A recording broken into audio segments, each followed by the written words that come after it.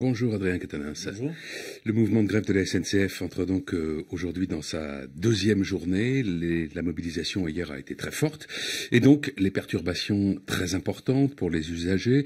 Les expressions journée noire, prise d'otage, cauchemar, calvaire ont été abondamment employées dans les journaux, les radios, les télés. Qu'est-ce que vous inspire tout d'abord ce vocabulaire ?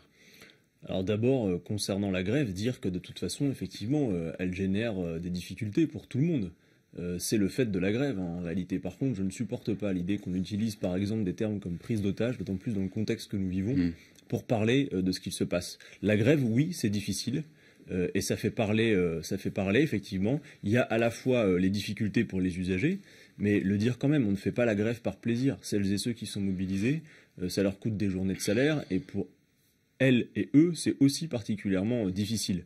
Je veux rappeler quand même à toutes celles et ceux qui se contenteraient, mais je vois qu'il y a beaucoup d'usagers qui soutiennent le mouvement quand même, de critiquer la grève, que beaucoup des avancées sociales dans ce pays ont été obtenues par la grève. Si vous vous souvenez par exemple les congés payés, dont à peu près tout le monde dans ce pays est heureux de bénéficier, ça a été conquis grâce à la grève. Donc la grève déplaît parce qu'elle génère du mécontentement dans le quotidien, mais là en l'occurrence elle est utile. Et je veux le dire à votre micro, ce n'est pas simplement la bataille des cheminots pour eux-mêmes qui est en jeu. On va parler des autres aspects, mais alors vous avez dit que beaucoup d'usagers soutiennent le mouvement, on en entend, c'est vrai, mais la question c'est de savoir si ça va durer. Si le mouvement dure et qu'il est dure dans le temps et qu'il est dur comme il semble commencer à l'être, est-ce que ça ne va pas rapidement s'effriter ce soutien? Non, je pense que les racines sont solides. Ce qu'il faut dire surtout, c'est que le gouvernement essaye de mettre en scène une opposition entre les usagers et les grévistes. En réalité, qui met cette pagaille absolument indescriptible dans le pays, c'est bien Emmanuel Macron, qui procède à cette réforme de la SNCF qu'il n'avait absolument pas annoncée, ni dans son programme. Que je sache, personne n'a voté pour cela.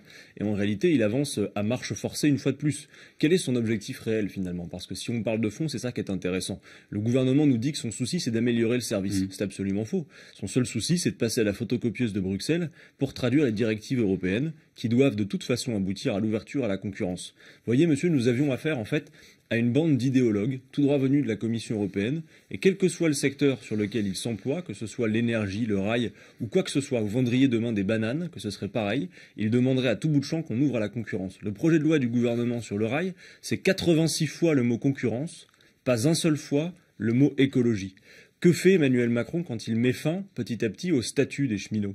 Il offre là en fait un gage aux acteurs privés qui demain viendront se positionner sur le marché juteux, il faut le dire par ailleurs, et qui n'auront plus à s'encombrer d'un statut qui par ailleurs est justifié aussi par la pénibilité. De la même manière, la dette de la SNCF, qui sert d'argument d'autorité, une cinquantaine de milliards d'euros. C'est une dette qui est d'abord un héritage historique qui date d'avant même la création de la SNCF, au moment où on a construit la SNCF, justement, il y avait une dette historique des opérateurs privés qu'on a alors rassemblés.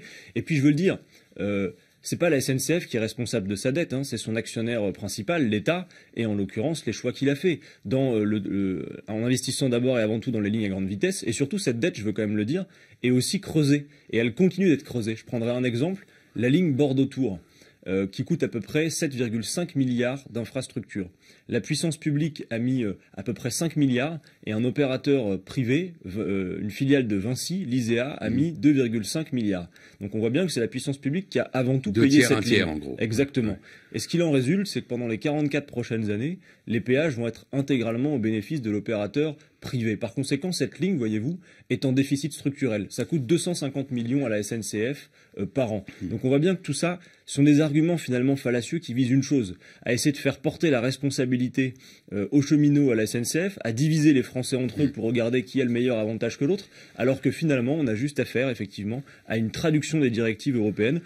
Pour résumer, pour faire l'Europe du fric, on est en train de défaire la France. Et moi, je pense qu'à cette heure, avec la SNCF, on pourrait faire tout autre chose de bien plus intelligent. Alors, on parle beaucoup de la SNCF, mais, et vous l'avez évoqué tout à l'heure, il y a du mécontentement, voire de la colère, qui s'exprime dans d'autres secteurs, dans les universités, dans les EHPAD, les établissements qui accueillent les personnes âgées dépendantes, dans les hôpitaux, dans la fonction publique. Pour vous, il faudrait que ces mouvements se rejoignent dans une sorte de vaste front social, mais pour l'instant, ça ne s'est pas encore produit. Qu'est-ce qu'il manque, d'après vous? C'est ce qui est en train de se passer, en tous les cas, parce que je pense que ce qui nous a manqué pour y parvenir, d'abord et avant tout, surtout, c'est du temps, sans doute. Compte tenu de l'habileté d'Emmanuel Macron et de son accession au pouvoir, peut-être, oui, aura-t-il fallu 10 à 12 mois pour que les gens puissent traduire politiquement quelle était son action, finalement. On l'a vu au moment de la séquence ordonnance, il venait d'arriver au pouvoir, il y avait de l'attentisme, parce que les gens se disaient effectivement, il nous promettait la révolution, il renouvelle le personnel politique, alors laissons-lui le bénéfice du doute. Je pense qu'aujourd'hui, près de 12 mois après, les gens ont compris. Ils ont compris qu'on s'attaquait au code du travail, qu'on s'attaquait à l'université en créant la sélection à l'université, c'est-à-dire en gros adapter le nombre d'étudiants au nombre de places alors qu'il s'agirait en réalité de faire tout l'inverse.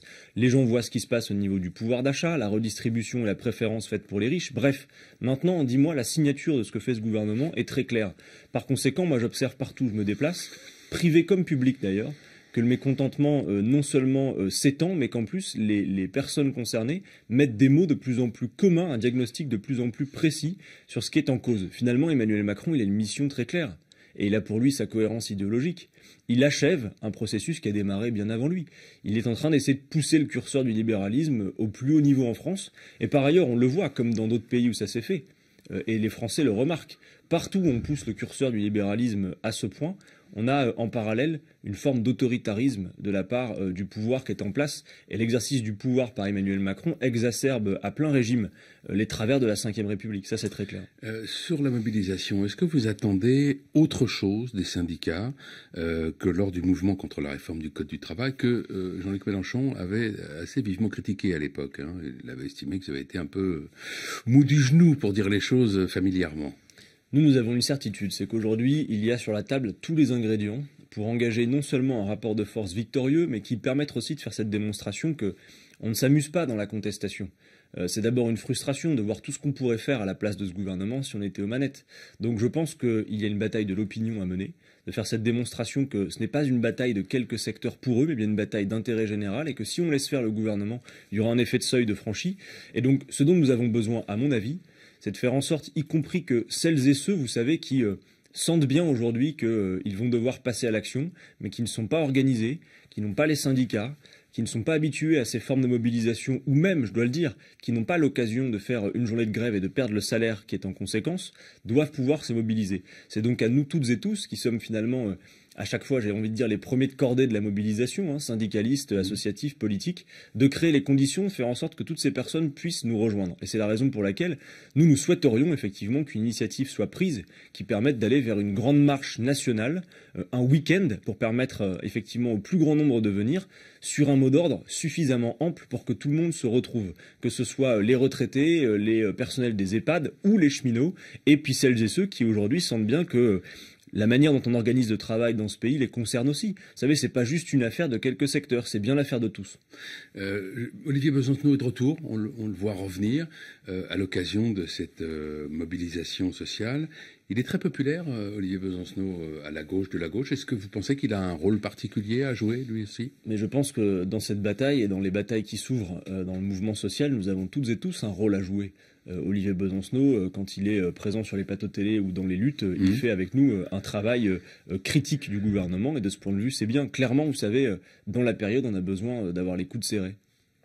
Quel est l'avenir, selon vous, de votre mouvement, la France Insoumise? Est-ce que ça n'est pas le mouvement d'un instant, le mouvement d'un moment, celui de la présidentielle de 2017, marqué indéniablement par Jean-Luc Mélenchon?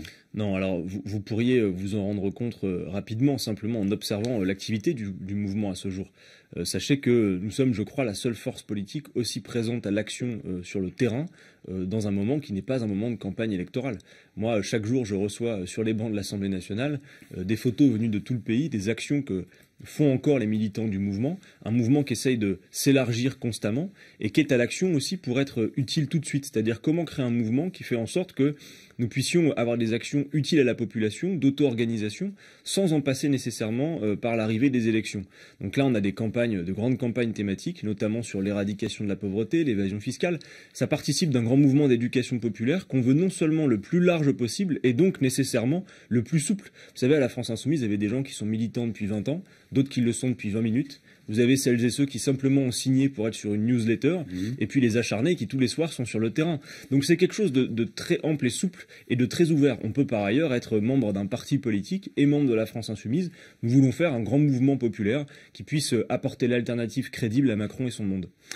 Merci Adrien Quatennens. Bonne Merci journée.